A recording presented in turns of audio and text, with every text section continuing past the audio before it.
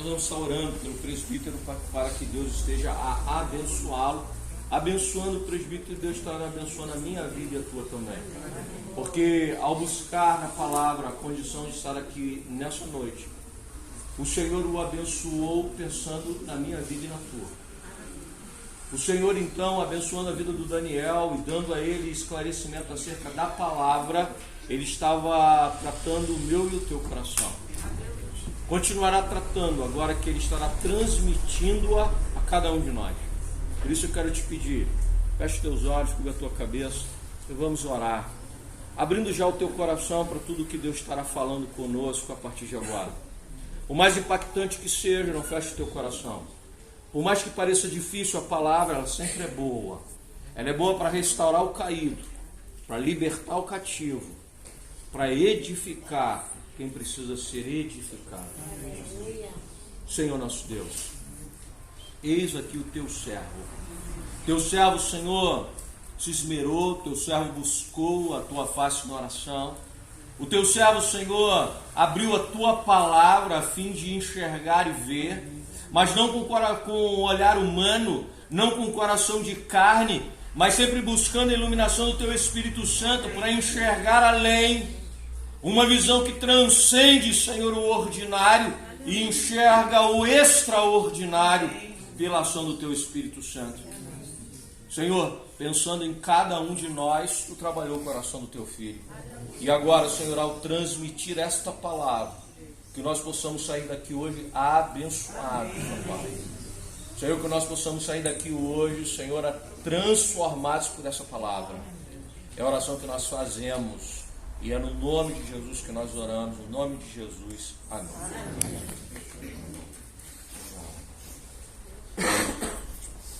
Eu ia pedir o pastor aquele spray para a garganta, eu vou desistir. Depois que ele falou. Eu tenho um bom em casa. Não, obrigado.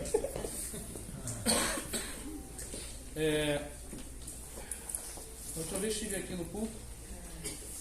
Nós falamos sobre Romanos 8:28, todas as coisas concorrem para o bem dos que amam a Deus.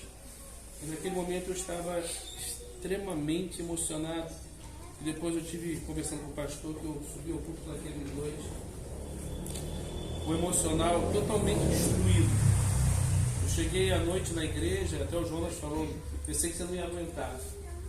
Tantas coisas que aconteceram e quando o pastor fez a oração, chamou para a oração, eu vim aqui à frente e recebi essa unção e eu vejo como Deus trabalha na nossa vida, como a oração dos santos é poderosa, como isso nos mantém vivos, como isso nos fortalece.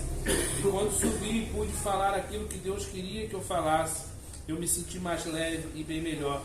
E a semana transcorreu maravilhosamente bem. Amém. Eu creio que Deus é Deus de todas as coisas. Vamos abrir nossas Bíblias ou ligar nossos celulares, como quiserem. Vamos ler no livro de Daniel, capítulo 1. Vamos ler o início do Daniel 1. Se você não está conseguindo aí, só acompanha a leitura ouvindo, né? Daniel capítulo 1, versículo 1, vamos ler até o versículo 17. Eu gosto muito desse livro de Daniel, não sei porquê. No ano 3º do reinado de Jeoaquim, rei de Judá, veio Nabucodonosor, rei da Babilônia, a Jerusalém e a sitiou. O Senhor lhe entregou nas mãos a Jeoaquim, rei de Judá, e alguns dos utensílios da casa de Deus. A estes levou-os para a terra de Sinar, para a casa do seu Deus, e os pôs na casa do tesouro do seu Deus. Disse o rei a Aspenar, chefe dos eunucos, que trouxesse alguns dos filhos de Israel, tanto da linhagem real como dos nobres, jovens sem nenhum defeito, de boa aparência, instruídos e de toda sabedoria, doutos em ciências, versados no conhecimento e que fossem competentes para assistirem no palácio do rei e lhes ensinasse a cultura e a língua dos caldeus. Determinou-lhes o rei a ração diária das finas iguarias na mesa real e do vinho que ele bebia, e que assim fossem mantidos por 3 anos, ao cabo dos quais assistiriam diante do rei. Entre eles se achavam dos filhos de Judá, Daniel, Ananias, Misael e Azarias. O chefe dos eunucos lhes pôs outros nomes, a saber, a Daniel o de Beltesazar, a Ananias o de Sadraque, a Misael o de Mesaque e a Azarias o de Abdenego.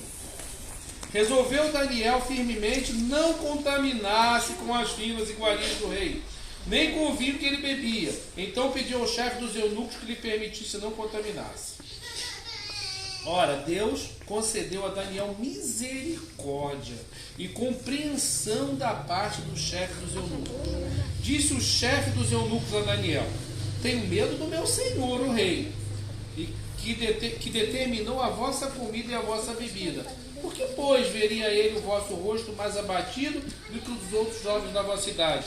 Assim, poríeis em perigo a minha cabeça para com o rei. Então disse Daniel ao cozinheiro-chefe, a quem o chefe dos eunucos havia encarregado de cuidar de Daniel, Ananias, Misael e Azarias: experimenta, peço, os teus servos 10 dias, e que nos deem legumes a comer e água a beber. Então se veja diante de ti a vossa aparência, e a dos jovens que comem das finas iguarias do rei. E segundo vires, age com os teus servos. Ele atendeu e os experimentou 10 dias. No fim dos 10 dias, a sua aparência era melhor. Estavam eles mais robustos que os jovens que comiam das finas iguarias do rei. Com isso, o cozinheiro-chefe tirou deles as finas iguarias e o vinho que deviam beber, e lhes dava legumes. Ora, a estes 4 jovens, Deus deu conhecimento e inteligência em toda a cultura e sabedoria. Mas a Daniel deu inteligência em todas as visões e sonhos. Amém. Senhor, fala através de nós desta noite. O teu culto, a tua mensagem seja dita em nome de Jesus. Estou pensando aqui como é que os amigos, o pessoal lá deve ter ficado com raiva do Daniel, né? Comiam de tudo, agora só podia comer legumes e água. Mas é coisas que acontecem. Vou tentar iluminar aqui. Recentemente eu visitei um médico, né? Eu vou dedurar. Meus filhos ficam falando em casa que, pai, você tem que emagrecer, né? Pai, você tem que se cuidar mais, né?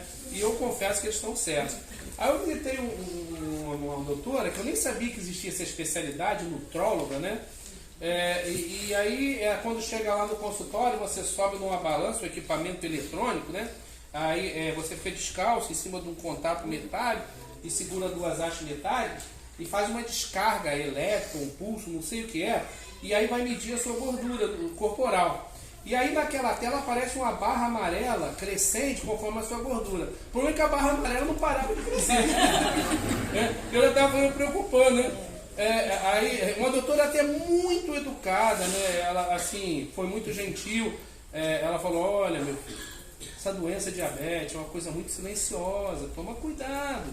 Você tem que cortar alguns alimentos, né? E aí eu fiquei pensando, esse que é o problema, né? Cortar os alimentos. Apesar de toda a gentileza dela, toda a educação dela eu falar, mas ela falou uma verdade muito dura para mim. Ainda mais eu que adoro doce. E o pior ainda foi quando eu falei: doutora, quanto é que eu tenho que emagrecer? E ela continuou muito gentil, né? Ah, sim, uns 40 quilos. Aí eu comecei a ficar mais preocupado, né? Porque é muito difícil você emagrecer, né? Tem gente que consegue fácil, tem gente que não. Porque quando você quer, você tem que cortar, e geralmente você vai cortar o que você gosta. Né? Você vai cortar o doce, a pizza, o hambúrguer, o refrigerante.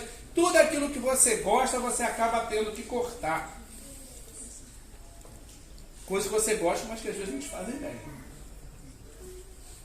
Esse texto, ele narra uma história ocorrida por volta de 605 a.C.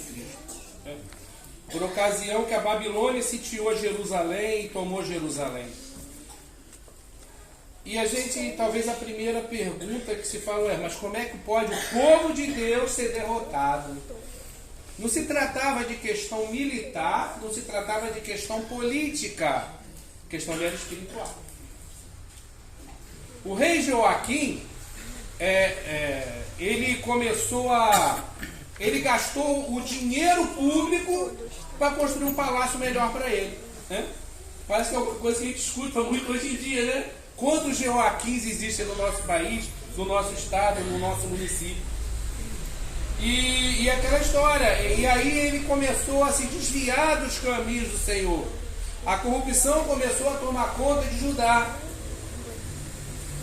E os povos vizinhos tinham costumes distintos, costumes pagãos. Eles não adoravam a Deus, eles adoravam a outros deuses. E os filhos de Judá se casavam com as filhas de outras cidades. E as filhas de Judá se casavam com os filhos de outras cidades. Coisas que eram abominação aos olhos do Senhor. Porque traziam para dentro do arraial de Judá costumes pagãos. Então a corrupção instaurada, a idolatria instaurada, situações que entristeciam a Deus, fez com que Deus permitisse que o seu povo fosse julgado e punido por um povo adversário. Nabucodonosor, com seu exército poderoso da época, era uma das maiores forças militares da época, sitiou Jerusalém e a tomou. Inclusive pegou peças, utensílios sagrados e levou para Jerusalém, para a Babilônia.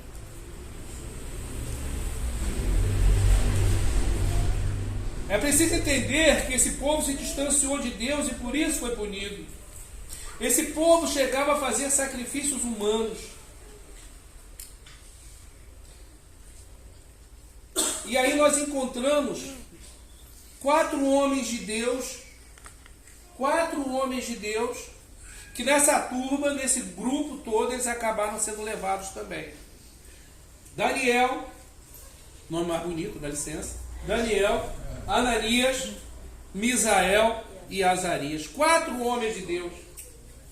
O rei havia ordenado que levasse cativos apenas jovens perfeitos, letrados, cultos. E esses 4 se encaixavam nisso. Então eram 4 jovens bonitos. 4 jovens ou da realeza, ou seja, da casa real, ou da nobreza em volta. Nenhum deles conhecia a pobreza. Todos eles sabiam ler, todos eles sabiam escrever, o que para região, para aquela situação da época, já era um motivo de destaque. Todos eles eram cultos em ciências. Todos eles comiam o que queriam, todos eles bebiam o que queriam. Eles eram naquela classificação da classe A da sociedade.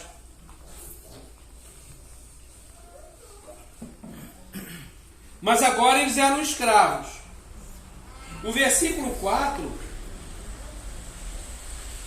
diz que esses jovens não podiam ter nenhum defeito, que fossem competentes para assistirem no palácio do rei e que lhes ensinasse a cultura. Eles agora vão ter que aprender a cultura babilônica.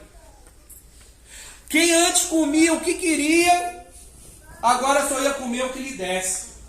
Quem antes bebia o que queria, agora só ia beber o que lhe desse. Quem antes vestia as roupas mais finas, agora só ia vestir as roupas que lhe desse. Quem antes tinha liberdade para visitar todas as casas, andar para onde quisesse, agora estava sujeito ao Senhor. Esses 4 homens, tementes a Deus, vencidos por um povo, dominado por um povo pagão, perderam tudo que eles tinham, inclusive a liberdade. E eles ainda eram para servir com o chefe dos eunucos. Se você pegar no original o hebraico, a palavra eunuco ela tem 2 tradições. Ou aquele que é masculado, ou seja, que tem o seu órgão genital amputado, ou é aquele que é oficial do governo. Não se sabe ao certo qual seria a função de Daniel ali, de Misael, de Ananias e de Azarias. Não há um relato se eles foram emasculados ou não. Mas eu fico imaginando o terror que passava pela mente daqueles 4 jovens. Da realeza à escravidão. De um futuro brilhante que eles pensavam e de repente eles não têm mais nada. Estão sujeitos ao querer de um Senhor, de um homem que não teme ao Deus que eles temiam. Uma situação aterrorizante para quem está sozinho. Mas Deus estava com eles. E eu fico pensando quantas vezes nós nos sentimos sozinhos, enfrentando situações que pensamos que não temos como sair. Estava até conversando com um amigo essa semana, que os autores, né, chamam de nó literário, né? É quando você cria aquela situação no enredo do texto, né, e fala, pô, não tem mais como sair, aí aparece a solução. E nessa noite eu gostaria de meditar num tema: não se contamine com as finas iguarias oferecidas. Não se contamine com aquilo que te oferece, com as finas iguarias oferecidas. Esse texto nos diz que eles passariam por um curso de 3 anos. Estudariam o primeiro ano, o segundo ano, o terceiro ano, e ao final desse curso eles serviriam o rei. Não se sabe como, de que maneira. Eles teriam que aprender a escrever a língua babilônia. Eles aprenderiam a se alimentar com as comidas daquele povo. Eles teriam um comportamento na corte, como se portar perante o rei. E ali eles começaram a estudar naquele curso forçadamente oferecido por aquele rei. E eu quero criar uma metáfora, uma análise para a nossa vida hoje. E se fôssemos nós? Que quantas pessoas às vezes se encontram sozinhas, ou pelo menos se julgam sozinhas. E aqui esse texto nos dá alguns conceitos. E o primeiro que nós podemos destacar é que a primeira coisa que vão tentar fazer com você quando você estiver fora da sua casa é tentar mudar a sua identidade. É tentar mudar quem você é. A sua essência. E eles fizeram exatamente isso com Daniel, Ananias, Ananias, Misael e Azarias. O significado de Daniel é: Deus é meu juiz. Ou, em outras palavras, Deus julga por mim. Esse é o significado da palavra Daniel. Quando ele chega na Babilônia, seu nome é mudado para Beltesazar, que significa Bel protege a tua vida. Daniel, do hebraico, Dan-El, figura de Deus. Deus é meu juiz, Deus julga por mim. Agora não, eles estão dizendo para ele, não é Deus que te julga, é Bel, o nosso Deus. Eles tentam mudar a identidade de Daniel.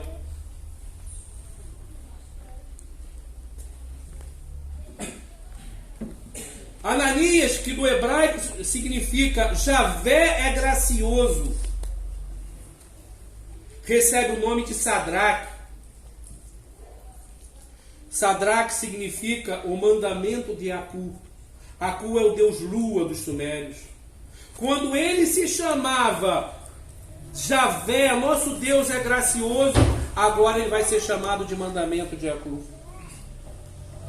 Misael, que significa no hebraico, quem é o que Deus é, agora é traduzido para Mesaque, quem é o que Acu é.